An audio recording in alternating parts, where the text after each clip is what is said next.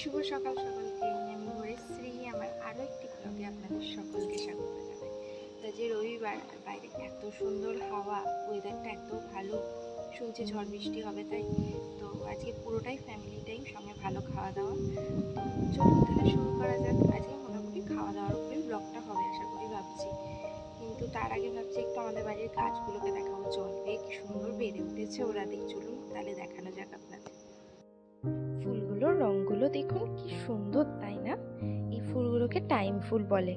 মানে আমি সেটাই জানি, আমি জানি না আপনারা কি নামে জানেন। আর কাগজি ফুলটার রঙটাও খুব সুন্দর হয়েছে। তো এবার গাছ টাছ দেখিয়ে সোজা এখান থেকে আমি বেরিয়ে যাব মুখার্জি বাবুর গাড়ি করে মাংস আনতে। উনি আবার একা কোনো কাজ পারেন না। আর রবিবার তো মাংসের দোকানে কি জানি কত ভিড় হবে। ও বাবা, দেখুন কত ভিড় হয়েছে। আর এই পুকুরটা দেখুন, দেখেই মনে হচ্ছে যেন চান করি। তো মাংস টাংস নিয়ে সোজা চলে গেলাম আমরা পেট্রোল ভরতে গাড়িতে। আর আকাশটা দেখুন কি সুন্দর, তাই না? সেই জন্য একটু ভিডিও করে নিলাম। তো সোজা মাংস হাতে ওখান থেকে বাড়ি এসেই দেখি মামুনি ওদিকে গরম মশলা ভাজতে বসিয়ে দিয়েছে।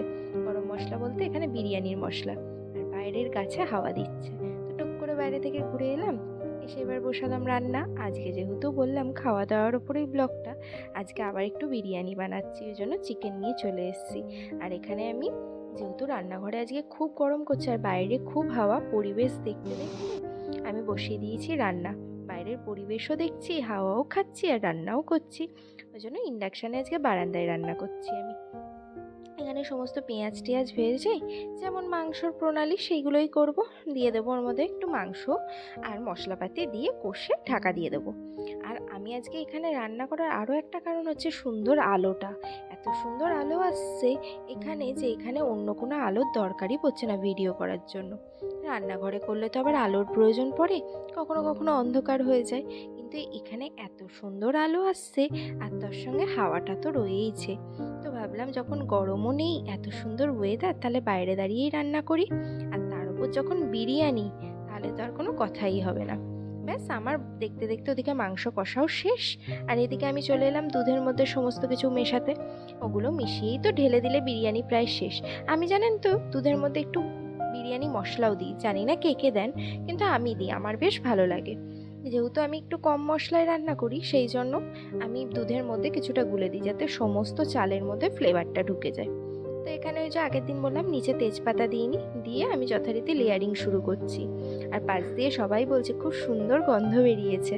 তো আমি জানি না কতটা ভালো গন্ধ বেরিয়েছে, কিন্তু সবাই বলছিল ভালোই বেরিয়েছে। তো আর তার উপরেই ওয়েদারটা এত হাওয়া দিচ্ছিল, এত হাওয়া দিচ্ছিল যে মানে কোনো কাজই ঠিকঠাক করা যাচ্ছিল না, সব উড়ে উড়ে পড়ে যাচ্ছিল। তারপর কালকে আমরা আরও অনেক কাজ করেছি আমি আর মামুনি মিলে। ডাইনিং টেবিলটাকে মাঝখানে এনেছি ঘরের, যেটা আমাদের এক সাইডে ছিল। সেগুলোর না আর ভিডিও করা হয়নি। যদিও ভিডিও করা হলে ভালোই হতো, আপনাদেরকে দেখাতে পারতাম, কিন্তু সেগুলোর আর ভিডিও করা সম্ভব হয়নি। কারণ বাড়িতে কেউ ছিল না, আমি আর মামুনি শুধু দুজনেই ছিলাম। আর দুজন মিলে আমরা কাজকর্ম করছিলাম, সেটার আর কী করে ভিডিও করব বলুন? সেই জন্য আর হয়ে ওঠেনি।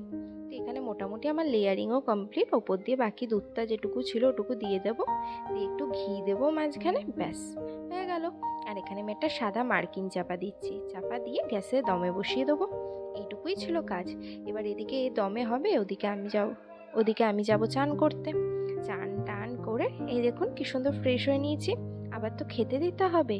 ব্যাস চান টান করে সোজা নিচে এসে হাঁড়িটা খুলতে না খুলতেই গরম ভাবটা বেরিয়ে আমার হাতে লেগে গেছিলো। যাই হোক, তারপরে এখানে আমি আরেকবার হাত দিয়ে দেখছি ওপর অবধি গরম হয়েছে কিনা। দেখে টেকে নিয়ে এবার বিরিয়ানি বাড়ার পালা। রঙটা তো বেশ ভালোই লাগছে বলুন।